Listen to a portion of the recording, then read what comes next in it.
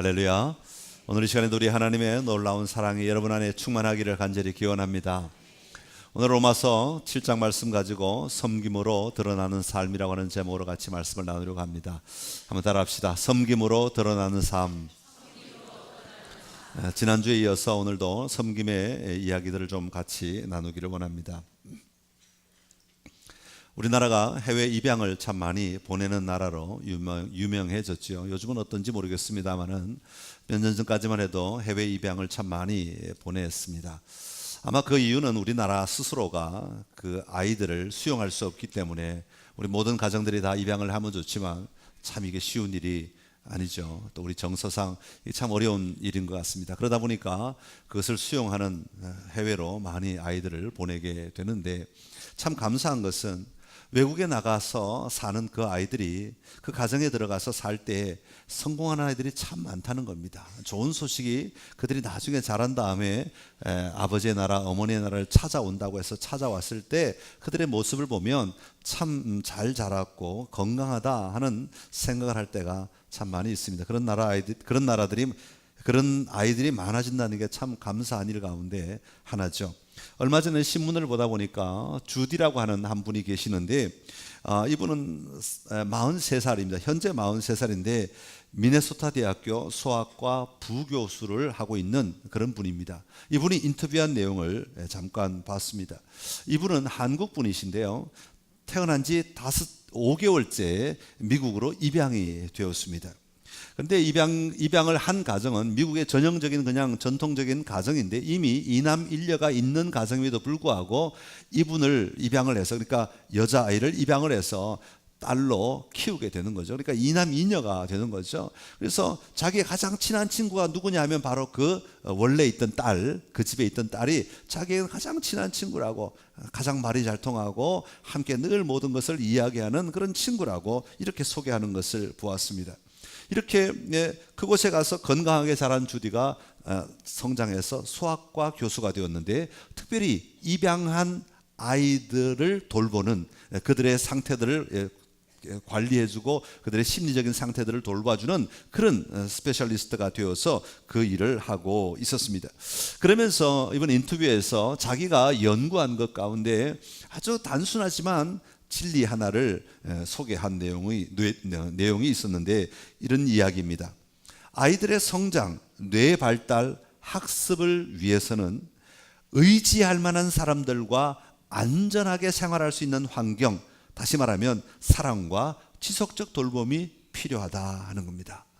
사랑과 지속적 돌봄이 있는 자리라면, 안전하다고 느낄 수 있는 생활 환경이 있다면 아이들은 자기가 가지고 있는 성장을 이룰 수 있고 뇌가 잘 발달하고 모든 삶이 정상적으로 이루어질 수 있다, 성장할 수 있다 하는 그런 이야기입니다.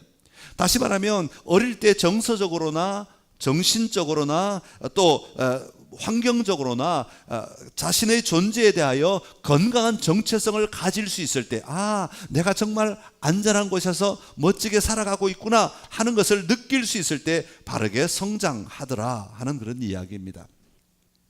제가 이 이야기를 읽으면서 우리의 신앙도 그런데, 우리의 영적 삶도 그런데, 우리의 영적 삶이 잘 성장하려면, 신앙의 능력이 일어나려면 우리는 내가 누군가라고 하는 이 신앙의 정체성, 나의 영적 정체성이 분명한 사람들, 이런 사람들은 신앙이 성장하는 것을 봅니다. 그런데 내가 누구인지를 알지 못하는 사람들은 언제나 그 자리에 머물러 있어서 다음 단계로 도약하지 못하는 것을 보게 됩니다. 오늘 로마서를 쓴 사도 바울, 사실 사도 바울 참 이 어려운 사역을 감당한 사람 아닙니까? 원래는 정말 좋은 환경 속에서 정말 자기 자신을 누리며 마음대로 살 수 있었지만, 그럼에도 불구하고 예수님을 만났을 때 그는 그 모든 것들을 내려놓고 복음을 전하는 사역자로 살아갈 수 있었는데, 도대체 그를 그렇게 할 수 있도록 만들어준 힘이 무엇이었느냐 하는 것입니다. 그것을 가만히 생각해 보면 이 사도 바울 안에 건강한 영적 정체성이 분명했기 때문에, 이 정체성이 분명하니까, 내 안에 가치 기준이 분명하니까 자기가 해야 될 일들에 대해서 조금도 주저하지 않고 담대하게 그 일을 감당하더라 하는 것입니다.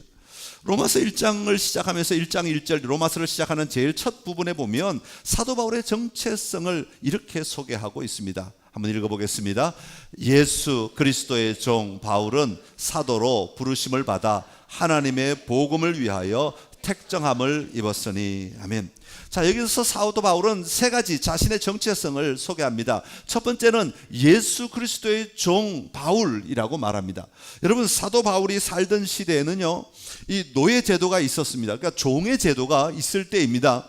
오늘날 우리는 종의 제도가 없는 시대를 살아가고 있죠. 그러니까 우리는 나는 하나님의 종입니다, 웃으면서 얼마든지 얘기할 수 있어요. 마음에 조금도 부담 없이 그거는 그냥 언어니까, 종교적 언어니까 얼마든지 나는 하나님의 종입니다 라고 쉽게 얘기할 수 있어요. 그러나 사도 바울이 살던 시대는요, 이 종이 노예가 있던 시대입니다. 사도 바울은 노예가 아니었습니다. 노예의 신분이 아니었습니다. 그러니까 이 사람들은 구별된 사람들이기 때문에 자기 자신과 노예는 정말로 함께 어울릴 수 없는 굉장히 다른 사람의 모습이었죠. 그러니까 이 사도 바울이 일반인의 이 마음으로 나는 종입니다 라고 이 고백을 한다는 건 결코 쉬운 고백이 아니죠. 특별히 예수 그리스도의 종입니다 라고 말하는 것은 엄청난 고백이 아닐 수 없습니다.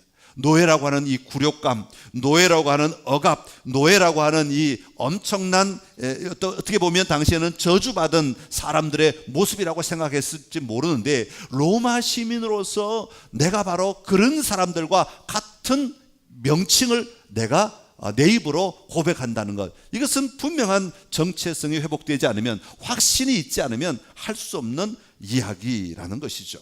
두 번째로는 사도로 부르심을 받았다 그렇게 말합니다. 하나님이 나를 부르셨다 하는 것을 고백하고 있습니다. 내가 뭔가를 해보기 위해서 사도가 된 것이 아니라 하나님이 나를 지명하셔서 나를 부르심으로 말미암아 내가 그 부르심에 응답하여 사도의 직분을 감당하고 있다 하는 분명한 고백을 하고 있는 거죠. 하나님이 나에게 말씀하셨고, 하나님이 나에게 명령하셨고, 하나님이 나에게 가라고 하셨기에 내가 그 길에 들어섰다라고 하는 것입니다. 앞에서 예수 그리스도의 종이 되었다는 것은 사도 바울이 스스로 내가 이제는 예수 그리스도의 종이 되겠습니다 해서 자기가 들어간 길이에요. 그런데 사도로 부르심을 받았다는 것은 하나님이 부르신 자리예요.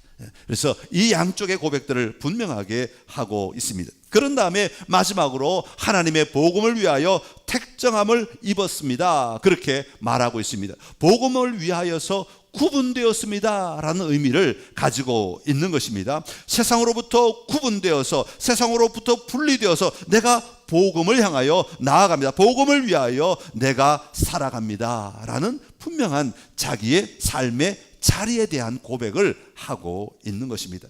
여러분, 얼마나 놀라운 고백입니까? 여러분, 참으로 중요한 이 자기 고백, 자기의식, 우리 그리스도인들에게 이 분명한 자아의식이 있어야 합니다. 왜냐하면 우리는 예수님의 종이 되지 않으면 우리는 다른 것의 종이 될 수밖에 없는 삶을 살아가고 있기 때문에 그렇습니다. 내가 예수 그리스도의 종이 되지 않으면 내가 적당히 세상도 누리며 양쪽 다 살아갈 것 같지만 결코 그렇지 않다는 것이죠. 우리가 예수 그리스도의 종이 되지 않으면 다른 세상의 무언가의 종이 되어 살아갈 수밖에 없다는 것입니다. 사도 바울은 이것을 로마서 6장 16절에서 이렇게 말합니다. 우리는 세 번역으로 한번 읽어보겠습니다. 시작. 여러분이 아무에게나 자기를 종으로 내맡겨서 복종하게 하면 여러분은 여러분이 복종하는 그 사람의 종이 되는 것임을 알지 못합니까? 여러분은 죄의 종이 되어 죽음에 이르거나 아니면 순종의 종이 되어 의에 이르거나 하는 것입니다. 아멘. 우리는 누구에겐가 나를 맡기면 그것의 종이 될 수밖에 없다는 거예요. 죄의 종이 되어 죽음에 이르거나 순종의 종이 되어 의에 이르거나, 예수 그리스도를 믿음으로 말미암아 생명을 누리거나 아니면은 우리가 율법을 따름으로 말미암아 죄의 종이 되거나, 여기에 우리가 머무를 수밖에 없다는 것을 이야기하고 있습니다. 자, 이런 사도 바울의 자기 고백, 자기 정체성, 자기 분명한 확신 위에 오늘 본문에 보면 6절에 이렇게 이야기합니다. 6절 시작에 이제는 그렇게 말합니다. 그러면서 말하기를 섬길 것이요 그렇게 말합니다. 이제는 섬길 것이다. 6절 중간에 보면 섬길 것이요, 중간에 있는 말들을 제가 한번 읽어보겠습니다. 이제는 우리가 얽매였던 것에 대하여 죽었으므로 율법에서 벗어났으니 이러므로 우리가 영의 새로운 것으로 섬길 것이요, 이제는 섬길 것이다. 그렇게 이야기하고 있습니다. 그리스도의 종으로서 사도로 부르심을 받은 자로서 나아가 복음을 위하여 택정함을 입은 자가 살아가는 삶의 방식은 바로 섬기는 것이다. 이제는 섬기는 것이다 라는 것을 이야기하고 있습니다. 자, 그렇다면 섬긴다 하는 말의 뜻은 무엇이겠습니까? 섬긴다는 말의 원어에 보면 우리가 흔히 알고 있는 섬긴다는 말의 의미를 그대로 가지고 있습니다. 예속된다, 종 노릇한다, 복종한다. 그러니까 그 밑에 들어가서 철저하게 순종하는 삶을 살아가는 것, 이것이 종의 모습이라고 말하고 있습니다. 섬기는 자의 모습이라고 말하고 있습니다. 그런데 이런 말들을 일반적으로 보면 마치 내가 손해보는 것 같고, 내가 왜 남의 밑에 들어가서 남을 섬겨야 돼, 이런 마음이 드는 것 같고 마치 패배자의 언어처럼 들리는 것 같습니다. 그러나 사도 바울뿐만 아니라 예수님도 우리가 건강한 정체성을 가지고 있다면 우리는 이 섬김이야말로 가장 놀라운 하나님 나라의 일함의 방식이다 라는 것을 계속해서 강조하고 있는 것이죠. 세상적으로 보면 섬긴다는 것은 내가 군림해야지, 내가 남을 짓밟아야지, 남 위에 올라가야지, 왜 내가 남 밑에 가서 남을 섬겨야 됩니까? 이런 생각을 할 수 있지만 하나님 나라의 참된 가치는 섬김으로 말미암아 오히려 더 높아지고, 섬김으로 말미암아 오히려 더 존경받고, 섬김으로 말미암아 오히려 더 세워지는 삶을 살아갈 수 있다는 것을 이야기하고 있습니다. 한 번은 예수님께서 십자가 달리시기 전에 예루살렘 성에 입성하시기 전에 제자들에게 앞으로 일어나게 될 고난에 대하여, 예수님이 당하실 고난에 대하여 미리 말씀하십니다. 그때 야고보와 요한의 어머니가 치맛바람을 일으키죠. 그래서 야고보와 요한을 손을 붙들고 예수님 앞에 갑니다. 그리고는 예수님에게 이렇게 이야기합니다. 주의 나라에서 하나는 주의 우편에, 하나는 주의 좌편에 앉게 해주십시오. 그렇게 말합니다. 이 두 사람만 그렇게 생각하고 있었는가 하고 봤더니 모든 제자들이 다 그것을 바라보며 화를 냈다는 거예요. 아니, 저 사람들이 아직도 예수님을 이해하지 못해, 아직도 예수님을 알지 못해, 그래서 화를 낸 게 아니라 나도 들어가야 되는데 왜 너만 미리 얘기하느냐고 화를 낸 것 같아요. 그러니까 모든 제자들이 다 똑같았어. 잘못 이해했단 말이죠. 예수님을 잘못 알고 있었던 것이죠. 그래서 예수님이 그들에게 가르치는 말씀이 마태복음 20장 26절 27절에 나옵니다. 같이 읽겠습니다. 너희 중에는 그렇지 않아야 하느니 너희 중에 누구든지 크고자 하는 자는 너희를 섬기는 자가 되고, 너희 중에 누구든지 으뜸이 되고자 하는 자는 너희의 종이 되어야 하리라. 아멘. 예수님은 분명하게 말씀하십니다. 너희는 섬기는 자가 되어야 된다. 이것이 바로 하나님 나라의 삶의 방식이다. 그렇게 말씀하고 있는 겁니다. 사랑하는 성도 여러분, 여러분은 어떻게 생각하십니까? 섬기라는 말씀이 마음에 와 닿으십니까? 아니면 좀 끌적지근한 부담감이 먼저 생기십니까? 오늘 말씀을 통해 섬김으로 드러나는 삶을 살펴보고 건강한 영적 정체성으로 말미암는 바른 그리스도인의 삶을 살아내는 은혜가 저와 여러분에게 있기를 간절히 기원합니다. 자, 먼저 왜 섬겨야 하는가? 우리는 섬겨야 하는 이유를 좀 알아봐야 하겠습니다. 이 이야기를 할 때 우리는 하나님, 처음 사람을 지으신 하나님께로 좀 돌아가야 이 섬김의 이유들을 좀 확실히 구분할 수 있을 것 같습니다. 창세기 1장 26절, 27절, 28절에 보면 하나님께서 사람을 만드시고 그 사람을 만드신 사명을 이렇게 이야기합니다. 같이 읽겠습니다. 하나님이 이르시되 우리의 형상을 따라 우리의 모양대로 우리가 사람을 만들고 그들로 바다의 물고기와 하늘의 새와 가축과 온 땅과 땅에 기는 모든 것을 다스리게 하자 하시고, 하나님이 자기 형상 곧 하나님의 형상대로 사람을 창조하시되 남자와 여자를 창조하시고, 하나님이 그들에게 복을 주시며 하나님이 그들에게 이르시되 생육하고 번성하여 땅에 충만하라, 땅을 정복하라, 바다의 물고기와 하늘의 새와 땅에 움직이는 모든 생물을 다스리라 하시니라. 아멘. 하나님은 하나님은 인간을 만드실 때 의도를 가지고 만드셨어요. 계획이 있으셨단 말이죠. 그 계획이 무엇이었습니까?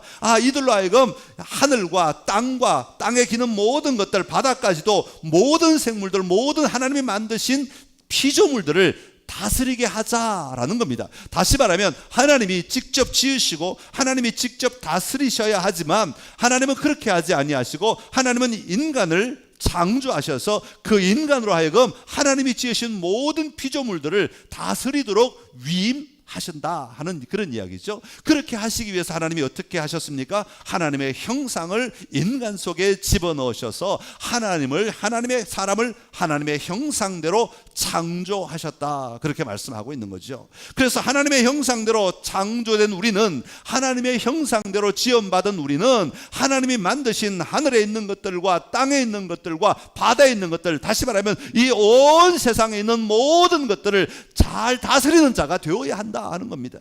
그런데 또 다스린다 그러니까 우리는 흔히 또 무슨 생각이 듭니까? 다스린다, 다 내 거야? 내가 집 밟고 다 내 호주머니에 집어넣고 남들 못 가져가게 싸우고 전쟁하고 남의 것을 빼앗고 내 것을 더 많이 챙기려고 하고 누리는 것, 이것이 다스리는 것이 아니라 하나님의 형상을 여러분 안에 왜 집어넣으셨겠어요? 하나님의 형상이라는 것은 하나님의 마음, 하나님의 생각, 하나님의 의도, 하나님의 판단, 하나님의 모든 것들을 이야기하는 겁니다. 그러니까 하나님의 형상이 내 안에 있다는 것은 하나님의 마음으로 내가 이것들을 다스려야 하는 것이죠. 다시 말하면 청지기라고 하는 겁니다. 청지기는 주인이 원하는 대로 해야 제대로 된 청지기지, 주인이 원하지 않은 일을 자기가 하고 싶다고 마음대로 하면 나쁜 청지기가 되는 거예요.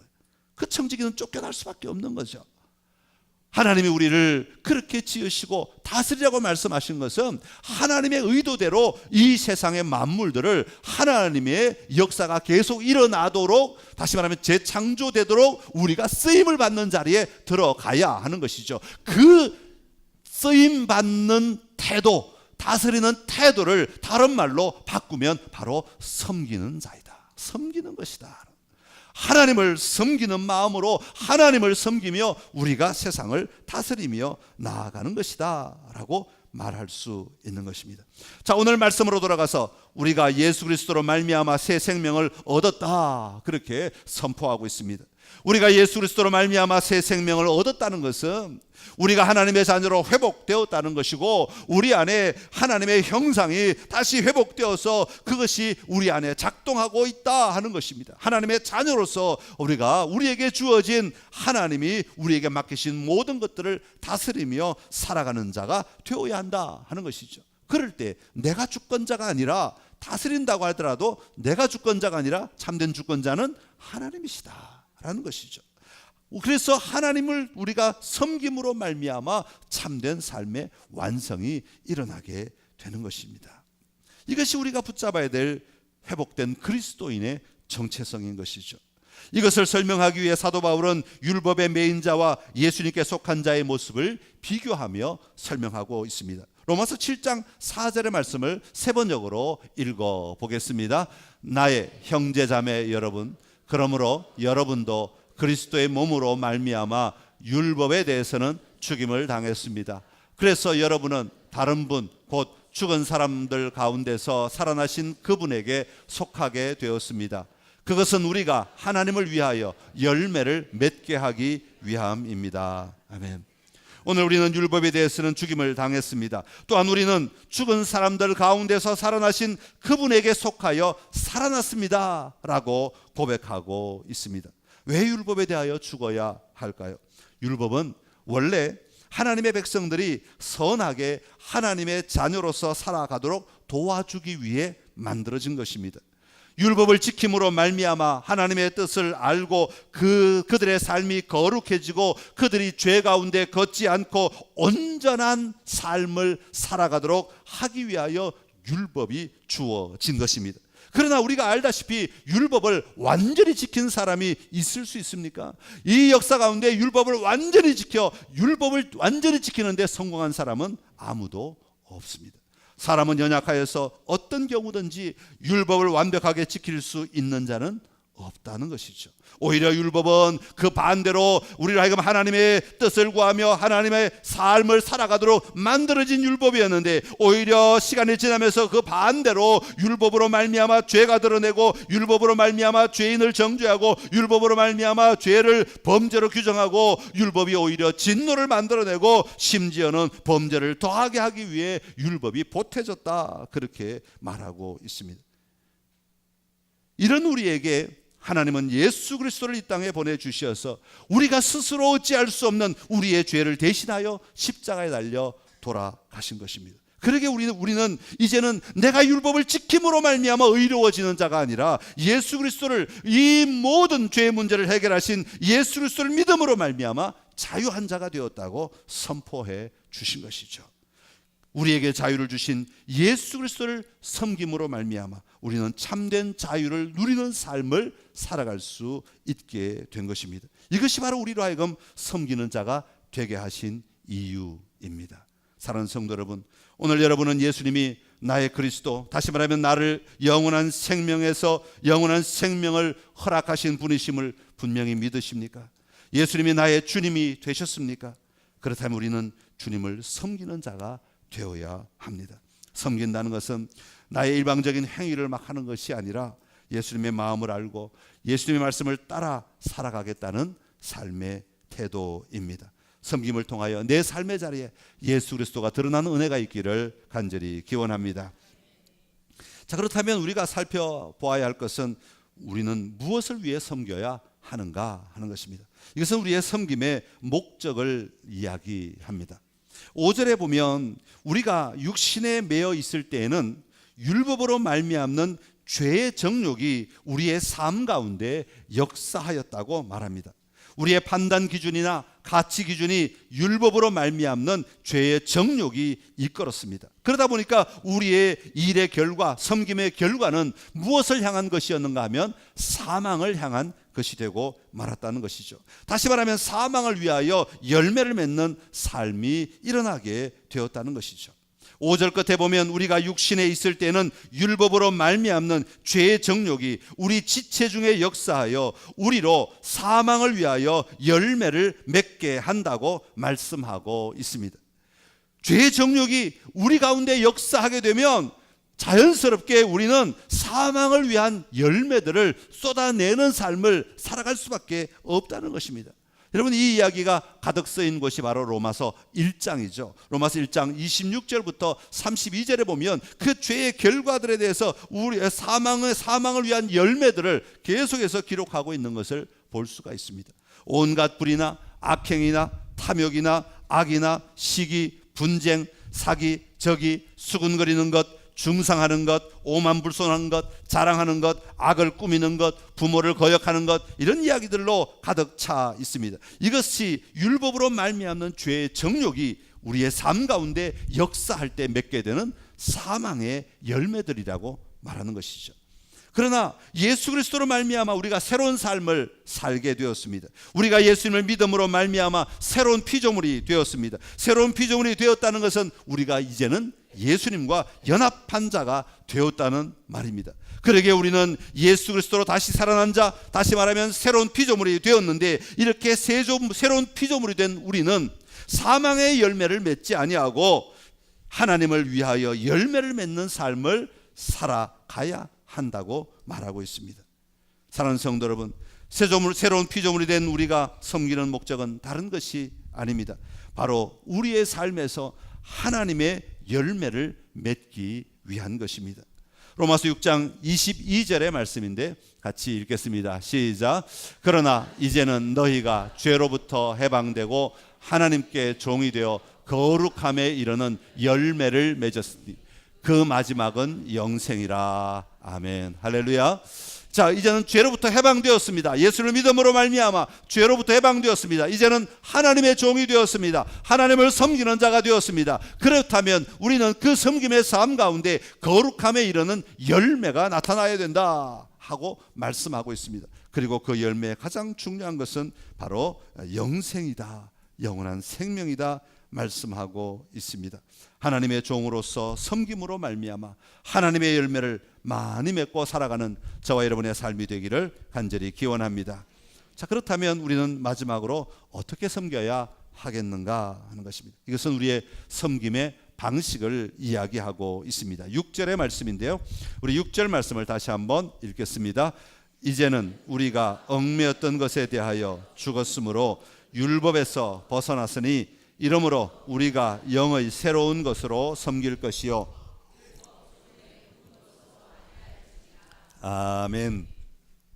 자, 율법에 대하여 죽은 자, 그리스도로 말미암아 살아난 자는 섬기는 방식이 있는데 두 가지를 얘기합니다. 첫 번째는 영으로 섬겨야 된다, 그렇게 말씀하고 있습니다. 영이란 말은 다른 우리가 흔히 쓰는 말로 하면 성령으로 섬겨야 된다 하는 것이죠. 내 안에 성령이 감동하시고 내 안에 성령께서 나를 다스리시고 성령이 나를 안내하심에 따라 내가 섬겨야 한다 하는 것입니다. 내 고집대로, 내 몸이 이끄는 대로, 내 육신의 욕심대로, 정욕대로 내가 섬기는 것이 아니라 성령의 인도하심 따라 내 삶을 성령에 민감하게 맡겨드리며 의탁하며 섬기는 삶을 살아야 된다, 그렇게 말합니다. 두 번째로는 새로운 것으로 섬겨야 된다, 그렇게 말합니다. 여기서 새로운 것은 우리가 하나님을 섬길 때 어제 것 말고 오늘 또 새 것 가지고 이런 건 아니라 새로운 생명으로, 새 생명으로 섬겨야 된다, 그렇게 말하고 있습니다. 예수님께서 십자가에 달려 죽으심으로 말미암아 우리의 죄가 죽었습니다. 그리고 예수님께서 무덤에서 사흘 만에 부활하심으로 말미암아 우리가 새로운 생명을 얻었다고 성경은 말씀하고 있습니다. 죽었다가 다시 살아난 자가 누리는 생명, 이 생명으로 우리가 섬기는 삶을 살아내야 한다는 것이죠. 여러분, 죽었다가 다시 살아난 사람들 얼마나 기쁘겠습니까? 얼마나 즐겁겠습니까? 얼마나 그 삶이 가치 있겠습니까? 야, 내가 다시 살지 못할 줄 알았던 그 시간이 나에게 주어졌으니, 그 삶이 나에게 주어졌으니 얼마나 고귀하고 얼마나 아름다운 시간이겠습니까? 그 새 생명으로, 그 기쁨으로 섬기는 자가 되어야 한다, 그렇게 말씀하고 있습니다. 사랑하는 성도 여러분, 그러기에 그리스도인의 삶은 언제나 소망 안에서 새로운 믿음에 도전을 하는 삶이어야 합니다. 난 이런 걸 못해, 난 저런 걸 못해, 나는 아주 여기 앉아 있을래, 나는 요 생각대로 이렇게 계속해서 이렇게 살아갈래, 그렇게 살아가는 자들이 아니라 끊임없이 우리 자신을 개발하고 우리 자신을 새롭게 하여서 우리 안에 새로운 생명이 역사하는 자리들을 만들어가는 자들이 되어야 한다는 겁니다. 어제 도전하지 못했으면 오늘 다시 도전하고, 어제 내 성격이 이래서 내가 힘들었다고 말했으면 오늘은 그 성격을 바꾸기 위해 또 도전하고, 내 말을 바꾸기 위해 도전하고, 내 행동을 바꾸기 위해 도전하며 나아가는 삶이 우리에게 있어야 한다는 것이죠. 그게 우리가 섬기며 살아가는 삶의 현장 속에 나타나야 될 결과들이라고 말하고 있는 겁니다. 우리가 섬겨야 될 삶의 자리는 우리가 이렇게 예배드리는 교회에서뿐만이 아닙니다. 물론 교회에서도 우리가 바르게 섬겨야 합니다. 우리가 어떤 사역을 하거나 어떤 사람들을 돕거나 다른 사람들과 이야기를 하거나 어떤 공적이든 사적이든 공동체가 모여있는 그 자리에 우리는 성령으로 나에게 주신 생명의 기쁨을 가지고 서로 섬기는 삶을 살아야 됩니다. 어떻게 하면 섬겨줄까? 다시 말하면 어떻게 하면 상대방을 세워줄까? 어떻게 하면 상대방이 하나님의 기쁨을 누리도록 만들어줄까? 늘 그런 마음으로 살아가야 되는 것이죠. 마찬가지로 직장에서도 그렇게 살아야 하는 것입니다. 직장에서도 다른 사람들보다 더 성실하게 일하고 더 적극적으로 일하고 더 열심히 일하는 자가 되어야 됩니다. 그래서 그리스도의 향기가 드러나게 하고 예수 그리스도의 생명이 그 속에 흐르도록 우리는 끊임없이 일하는 자가 되어야 됩니다. 더 나아가 우리의 가정도 그렇게 만들어 가야 하는 것이죠. 하나님이 주시는 다스림의 권세를 가지고 섬기는 방법으로 그 자리에 들어가서 정말 한 가족 한 사람 한 사람들이 하나님의 기쁨을 누리며 우리 가정의 기쁨을 누리도록 세워가는 삶을 살아내야 하는 것입니다. 여러분, 아직도 매 맞는 사람들이 있다고 하는데, 여러분, 그렇게 해서 가정이 세워지는 건 아닙니다. 그렇게 해서 가정이 세워지는 건 아니에요. 그것을 섬기는 것이라고 말하지 않습니다. 그것을 다스리는 것이라고 말하지 않습니다. 여러분, 존중해주고 인정해주고 세워줄 때 정말 참된 가정의 기쁨이 솟아나게 되는 것이죠. 제가 결혼식 할 때마다 주례사를 하는데 성경을 가지고 하나님의 말씀을 전합니다. 하나님이 이렇게 원하시니까 이런 것을 바라보며 사십시오라고 얘기를 해요. 근데 어떤 때는 가끔 제가 참 신랑 신부의 눈을 못 보고 땅을 쳐다보면서 설교를 할 때가 있습니다. 그래서 신랑 신부를 쳐다보는 게 쑥스러워서 그런 게 아니라 제가 말은 전하고 있지만 저 사람들은 저렇게 살아야 된다고 말하지만 제가 어제 한 일을 알고 있기 때문에 오늘 아침에 제가 한 일을 제가 알고 있기 때문에 그러니까 제가 부끄러워서 그래서 참 부끄럽더라고요. 그래서 결혼식 끝나고 집에 오면 제가 참 노력을 많이 합니다. 제 아내가 뭐를 말했기 때문에 우리 아이들이 뭐를 말했기 때문이 아니라 제 스스로가 하나님 말씀에 비추어서 찔림을 받아 집에 가면 설거지도 하고 청소도 하고 또 공손한 말을 하려고 하고 화가 나는 지경이 이렇게 시그널이 와도 이래서 내려놓고 기다리고 그럽니다. 그게 섬기는 겁니다.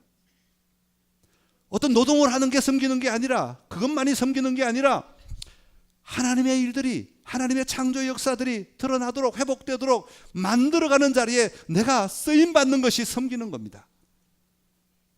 여러분 한 주간 동안 살아가시면서 이 섬김의 자리에 나아가는 은혜가 있게 되기를 간절히 기원합니다. 성령의 감동으로 말미암아 그 영혼을 사랑하는 마음으로 말미암아 우리가 섬길 때 하나님의 나라가 그곳에 임한 것을 우리가 보게 될 것이고 예수 그리스도의 새 생명의 역사가 그곳에서 펄떡펄떡 뛰고 있음을 우리는 마침내 경험할 수 있게 될 것입니다. 여러분의 삶의 자리 속에서 이런 아름다운 삶의 변화들이 일어나는 은혜가 있기를 간절히 기원합니다. 기도하겠습니다. 참 좋으신 우리 하나님 아버지 은혜를 감사합니다. 우리를 새로운 피조물로 삼아주시고 우리가 하나님의 생명을 소유할 수 있게 하여 주셔서 감사합니다.